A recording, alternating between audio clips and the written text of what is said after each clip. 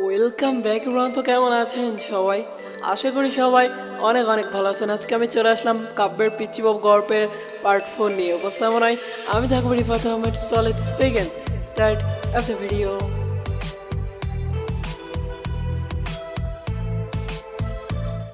সাথীকে এসব বলে ফোন রাখতে পেছনে তাকিয়ে দেখি মীরা সিলিং ফ্যানের সাথে ঝুলছে এমন একটি ওড়না গলায় পড়ছে। এটা দেখার সাথে সাথে বুকের ভেতর কেমন জানি একটা চিনচিনে ব্যথা করতে লাগলো। আমি দৌড়ে গিয়ে মীরাকে একটা থাপ্পড় দিয়ে বললাম, মীরা কি করছো এসব? দেখছেন না কি করছি? আমি ছোট বলে, এতিম বলে কারো ভালোবাসা পাবো না?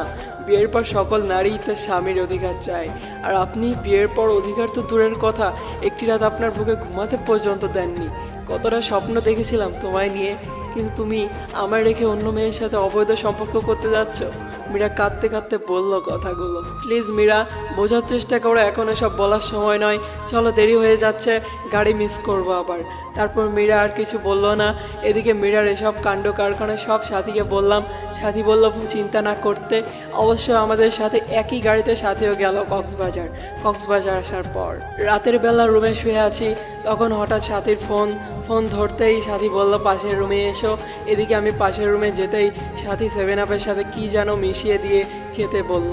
আমি কিছু মনে না করে খেলাম, আর এগুলো খাওয়ার সাথে সাথে আমার কেমন যেন একটা নেশা নেশা লাগছে। আমার সাথীকে খুব কাছে পেতে ইচ্ছে করছে। তখন আমি নিজের অজান্তেই সাথীকে জড়িয়ে ধরে ফেললাম। সাথীও রেসপন্স করলো। আমি আস্তে আস্তে সাথীর লিপের সাথে আমার লিপ জোড়া মেলানোর আগেই সাথীর ফোনটা ক্রিং ক্রিং করে বাজতে লাগলো। ফোনটা ধরেই সাথী উঠে ওয়াশরুমে চলে গেল। এদিকে কিছুক্ষণ পর ওয়াশরুম থেকে এসে বলল, বাবু আমি অসুস্থ, কাল যা মন চাই তাই করো। এই বলে সাথী আমাকে আমাদের রুমে দিয়ে গেল, আর মীরাকে বলল সে আমার কলেজ ফ্রেন্ড। অবশ্য মীরা এর আগে কখনো সাথীকে দেখেনি। এদিকে আমি রুমে গিয়ে বিছানায় শুয়ে পড়লাম। এখন আমার শরীর আর চোখ দিয়ে উত্তাপ বের হচ্ছে, আমার নেশা এখনও লেগে আছে। মীরা আজ খুব সুন্দর করে সেজেছে, চেহারায় হালকা মেকআপ, ঠোঁটে লাল লিপস্টিক, পরনে একটা কালো শাড়ি।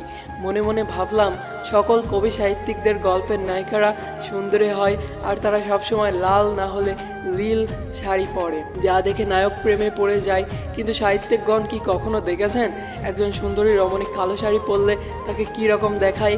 আজ কি অপরূপটাই লাগছে মীরাকে, চোখে কাজল দেওয়াতে আরও মায়াবী লাগছে। তারপর মীরা এসে খাটে বসতেই আমি মেয়েকে হ্যাঁচকা টান দিয়ে বুকে জড়িয়ে নিলাম। এই ঘটনায় আকস্মিক ব্যবহারে মীরা কিছুটা বিব্রত হলো। তারপর বলল, আপনাকে একটা কথা বলবো। বলো, কি বলবে? আপনার কাছে একটা জিনিস চাইবো, দিবেন তো আমাকে? আচ্ছা বলো, দেহার মতো হলে দিব। টাকা লাগবে কি? না, আমার টাকা চাই না, আমার তো তোমাকে চাই। কি বললে? না কিছু না।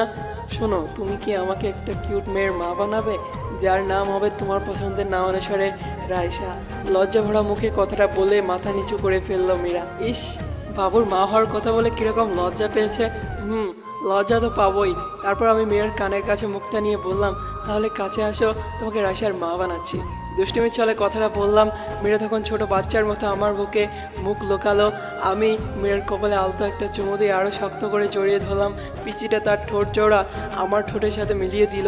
এরপর স্বামী স্ত্রীর, নারী পুরুষের সবচেয়ে ঘনিষ্ঠ কিছু মুহূর্ত পার করলাম। তারপর মেয়েরাকে বুকে জড়িয়ে শুয়ে পড়লাম। সকালে ঘুম থেকে উঠে দেখি মেয়েরার কাপড় চোপড়ের কিছু ঠিক নেই।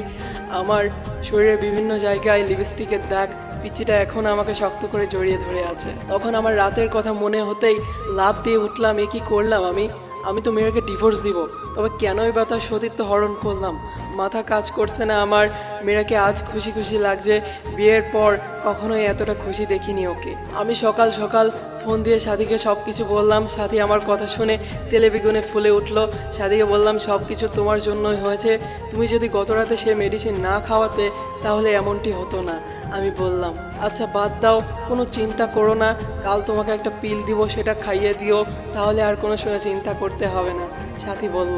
সাথীর কথা শুনে আমি বেশ অবাক হলাম, কিন্তু আমি সাথীকে ভালোবাসি, কথাও দিয়েছি সাথীকে বিয়ে করব, তাই আর কোনো কিছু চিন্তা না করে রাজি হয়ে গেলাম। পরের দিন রাতে একটা পিল নিয়ে মীরাকে বললাম, মীরা এটা খেয়ে নাও তো পিলটা। আমি বললাম, কিসের পিল এটা? আমি তো সুস্থ, কিসের পিল খেতে বলছেন আমাকে? মীরা বলল, মীরা তোমারকে মিথ্যা কথা বলবো না, আমাকে ক্ষমা করে দিও। গতকাল রাতে তোমার সাথে যা যা হয়েছে তা নিছক একটা দুর্ঘটনা মাত্র। হ্যাঁ, আমি জানি গতকাল তুমি যা হারিয়েছো তা পৃথিবীর বিনিময়ে ফিরিয়ে দিতে পারবো না। আমি ডিভোর্স পেপার রেডি করে রেখেছি, তাই আমি চাই না আমার সন্তান তুমি গর্ভে ধারণ করো। চিন্তা করো না, ডিভোর্সের সাথে সাথে তোমাকে কাবিনের 20 লাখ টাকার একটি চেক দিয়ে দিচ্ছি, সময় করে ব্যাংক থেকে তুলে নিবে। আমি বললাম। আমার কথা শোনার সাথে সাথে মীরা আমার দুপা জাপটে ধরে বলতে লাগলো, প্লিজ আপনি আমার গর্ভের সন্তান নষ্ট করতে বলবেন না। আপনার মন চায় আপনি আরও একটা বিয়ে করেন, আমি কখনো কোনোদিন আপনার কাছে স্বামীর অধিকার চাইবো না। আর আপনার বাড়িতে তো 2টে কাজের মেয়ে রাখছেন, আমাকে নিয়ে না হয় 3টা হবে। প্লিজ আমার সন্তানকে নষ্ট করে দিতে বলবেন না প্লিজ। আমি সারা জীবন আপনাদের বাসায় কাজের মেয়ে হয়ে থাকবো, কোনো পারিশ্রমিক দিতে হবে না আমাকে, শুধু আমাকে ডিভোর্স দিয়েন না। আমার সন্তানটা যেন বলতে পারে আপনি তার বাবা। আমি চাই না আমার মতো আমার অনাগত সন্তানটা বৃত্তহীন পরিচয়ে বড় হয়। প্লিজ একটা এতিম মেয়েকে এভাবে ফিরিয়ে দিবেন না। আপনার পায়ের নিচে একটু জায়গা দেন, নয়তো গলা টিপে মেরে ফেলেন আমাকে। মীরা বলল, এই মীরা কি করছো, পা ছাড়ো। দুঃখিত মীরা, আমি পারবো না, আমার জীবনে সাথী ছাড়া আর কেউ নেই। এখন পিলটা খেয়ে নিবে, আর যদি না খাও তাহলে মনে করব তুমি আমার বুকে পা রেখে তুমি গর্ভধারণ করছো। এখন তোমার ইচ্ছা। আমি বললাম, প্লিজ এমন কসম দিও না আমার কাছে যে তোমার স্থান সবার উপরে। পারবো না আমি তোমার বুকে পা রেখে এ সন্তানকে নিজের মাঝে বড় করতে। ক্ষমা করে দিও মীরা, এছাড়া আমার কোনো উপায় ছিল না। এই নাও পিল, আর এই নাও পানি, খেয়ে নিও। আচ্ছা দাও, মীরা বলল। এই বলে জন্ম নিয়ন্ত্রণ পিলটা হাতে নিয়ে নিল মীরা। চোখ থেকে টপ টপ করে পানি পড়তেছে, করুণ দৃষ্টিতে তাকিয়ে আছে আমার দিকে। মনে মনে ভাবছে হয়তো আমি বলবো পিল খেতে হবে না মীরা, কিন্তু না, আমি কোনো কথা বললাম না। মীরা আমার দিকে তাকিয়ে থেকে বিষ যেমন করে মানুষ মুখে নেয় তেমনই করে মুখে নিয়ে নিল পিলটা। গ্লাস থেকে একটু পানিও মুখে নিল। নিজের অজান্তেই মনে হচ্ছে খুব বড় পাপ করে ফেললাম আমি। এদিকে বাবা ফোন করলো যে বাবা অসুস্থ, তাই বাড়ি ফিরে যেতে হবে। মনে মনে স্থির করে নিলাম বাড়িতে ফিরে ডিভোর্স পেপারের জন্য আবেদন করব। তারপর মীরাকে নিয়ে বাসায় ফিরলাম।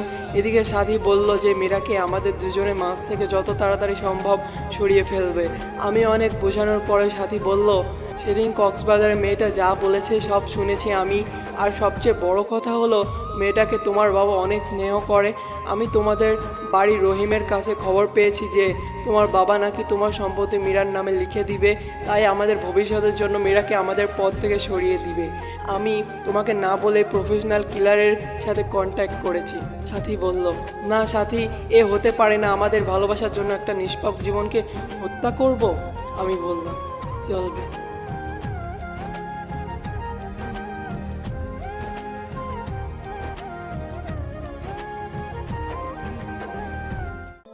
তো বন্ধুরা, আজকের পর্ব এখানে শেষ করলাম। ভিডিওর ভালো লাগলে একটি লাইক দেবেন। ভিডিওর মধ্যে কোনো ভুল ত্রুটি থাকলে অবশ্যই ক্ষমার দৃষ্টিতে দেখবেন, যেহেতু মানুষ মাত্রই ভুল আর আমি ভুলের ধরে।